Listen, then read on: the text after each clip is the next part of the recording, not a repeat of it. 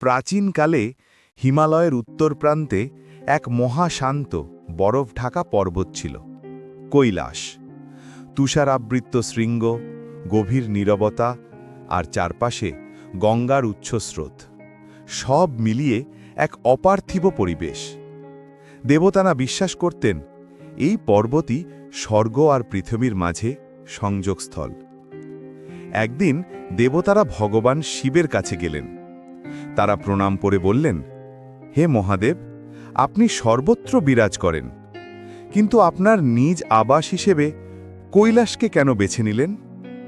শিব হেসে বললেন, কৈলাস কোনো সাধারণ পর্বত নয়, এটি শান্তি, ত্যাগ আর ধ্যানের প্রতীক।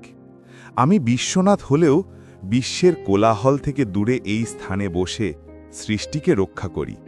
এখানে আমার তপস্যা অটুট থাকে। গল্প আছে, যখন সমুদ্র মন্থনের সময় হালাহল বিষ বেরোল, তখন সমস্ত দেবতা ভয়ে পালিয়ে গেলেন। একমাত্র মহাদেব সেই বিষ নিজের কণ্ঠে ধারণ করলেন। তখন তার গলা নীল হয়ে যায়।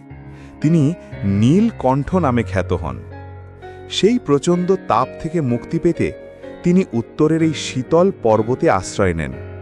কৈলাসের বরফ, শীতল বাতাস ও গঙ্গার স্রোত তার শরীরের জ্বালা প্রশমিত করে। আবার অন্য কাহিনীতে বলা হয়, শিবের তপস্যা এত গভীর যে তাকে কোনো ব্যস্ত জনবহুল স্থানে সম্ভব ছিল না।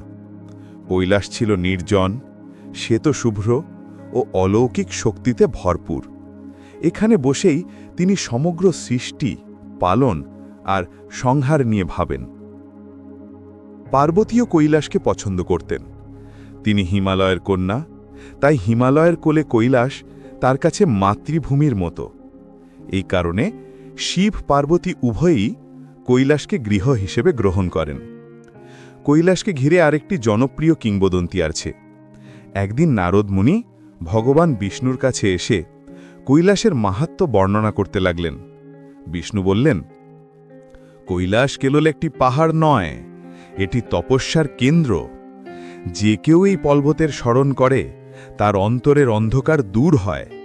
তাই মহাদেব এখানে থাকেন যাতে সবার জন্য অনুপ্রেরণা হন। এছাড়াও বলা হয়, কৈলাসের চারিদিকে মানস সরোবর, রাক্ষসতাল ইত্যাদি পবিত্র হ্রদ রয়েছে। সেগুলির জল শিবের ধ্যান শক্তিকে আরও তীব্র করে।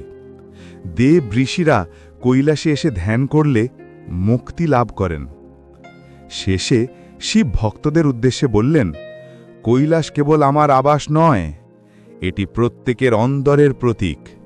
যখন তোমরা হৃদয়ের ভিতর শান্তি, সত্য আর ত্যাগ স্থাপন করবে, তখন তোমাদের অন্তরই কৈলাস পরিণত হবে। আমি সেখানে সর্বদা উপস্থিত থাকব। এইভাবে ভগবান শিব কৈলাসে বসবাস শুরু করেন। তখন থেকে হিন্দু ভক্তরা কৈলাসকে শিবের পবিত্র আবাস মানেন। তারা বিশ্বাস করেন, কৈলাসের শ্বেত শুভ্র চূড়া যেন শিবের জটাজুটের প্রতীক, আর চারদিকের গঙ্গাধারা যেন তার করুণা।